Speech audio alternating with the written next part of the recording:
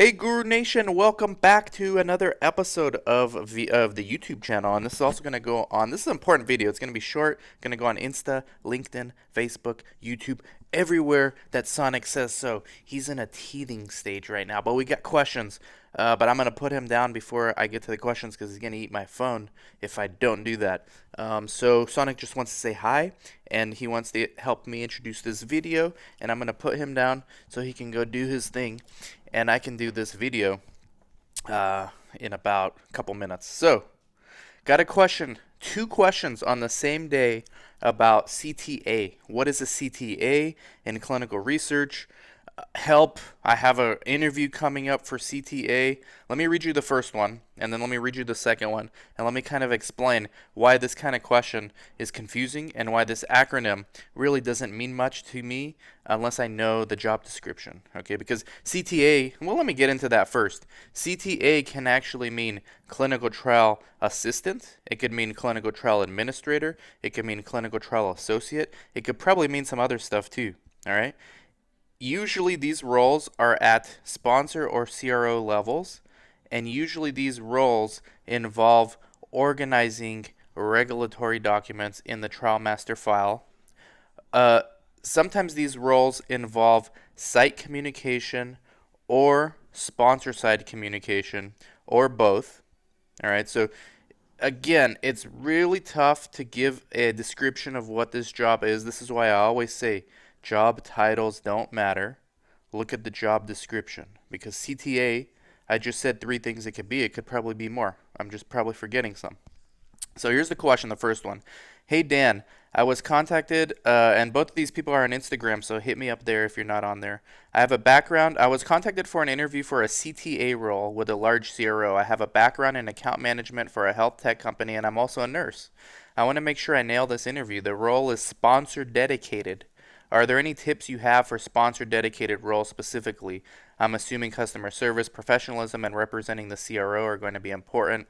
Exactly right. Now, see, this is a CTA role that's sponsor facing, meaning some CTA roles, the job responsibility is to contact the site, follow up with the site, help the CRA collect documents, usually collect essential documents like missing signatures, expired licenses, expired GCP certificates, tracking all this stuff, filing it all in the trial master file, giving it to the CRA, letting the CRA know what the CRA needs to collect at the next site visit, or you yourself doing it.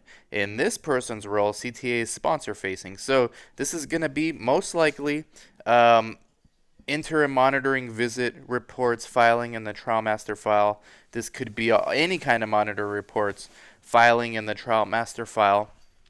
Sponsor facing things. So sometimes it's SUSAR related, right? Suspected, unexpected, serious adverse reactions. Sponsors have to send those reports to all the sites once they get those reports. So SUSAR primarily, essential documents, same as the site facing CTA role would do, where they collect the documents. Except in this case, the documents are already collected and now they have to be put in the trial master file, and then the sponsor may ask questions or may request other things that the CTA needs to then relay to the team, whoever is dealing with the site, to collect those documents. And a lot of the follow-up letter, confirmation letter for the CRAs, and the monitoring reports need to be filed in the finalized reports need to be filed in the trial master file, usually for the sponsors. So that's that one. That's the sponsor dedicated CTA. The other person asked a question about, seems like a site dedicated CTA. So, hey Dan, Happy New Year. I got a call from another company. They have offered me a CTA position. See, again, I don't know what this means. For a year, and after a year looking at my performance, they will promote me as a CRA. So I understand that this is most likely a CRO. And do you have any video or anything to prepare for the role of CTA? I searched on YouTube but couldn't find. So I replied, it's mostly filing regulatory and trial master file, like I discussed earlier. She replied, "Does that also include site document collection? I have experience in regulatory startup, and I also have some extra projects in which I got some strong ETMF, that's electronic trial master file experience."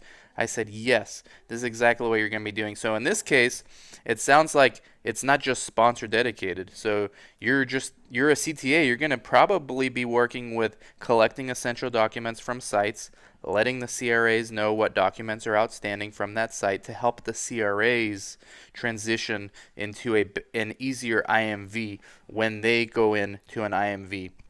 Matter of fact, two of my students recently who got hired in this role. They assist the CRAs by doing exactly what this person's going to be doing, collecting documents, all right, from the sites, tracking what documents need to be collected, tracking what documents expire, like CLIA waivers, CLIA certificates, lab certificates, CVs, GCPs, financial disclosures, protocol amendments. I mean, it could be anything, right? IRB approvals, SUSARs, like in the last person's. And then also, I don't know if some CTAs do, like I said, monitoring report filing, follow up letter, confirmation letter filing in the TMF, keeping them organized. And this person also has eTMF experience. So I'm sure you're going to be doing all of that, site facing and sponsor facing. And if they want to promote you within a year to be a CRA, which usually happens, they may not tell you this, but this is usually the way the industry works, guys.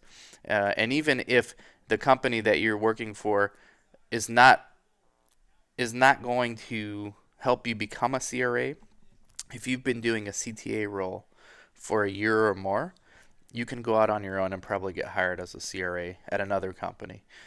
So that's typically the way it works, especially in a 2021 world where things are just so busy and there's just such a demand for researchers. So that's CTA. The last CTA that we discuss is clinical trial assistant. Sometimes that occurs at the site level. So you are actually assisting the study coordinator, although usually I just call that a research assistant. But again, everything, the devil is in the details. It's all in the job description, not the title. CTA can mean a bunch of different things. CRA even can mean a bunch of different things. So always pay attention to the job description, not the job title. They vary from place to place. Hopefully this helps a little bit. Take care. Happy New Year, guys. Also, before I end this, like 3 out of 4 of you that are watching this are not subscribed. The YouTube analytics shows me this. So please subscribe, like, comment, and hit the bell. Okay, subscribe, like, comment, and hit the bell. It helps the YouTube algorithm. And hitting that bell and subscribing is going to alert you of future videos so that you can be on your A game. Okay, so you can be on your A game, so you can nail those interviews, so you can progress your career, so you can progress your site, your business opportunities, whatever it may be. Thank you very much. Happy New Year. Let's go.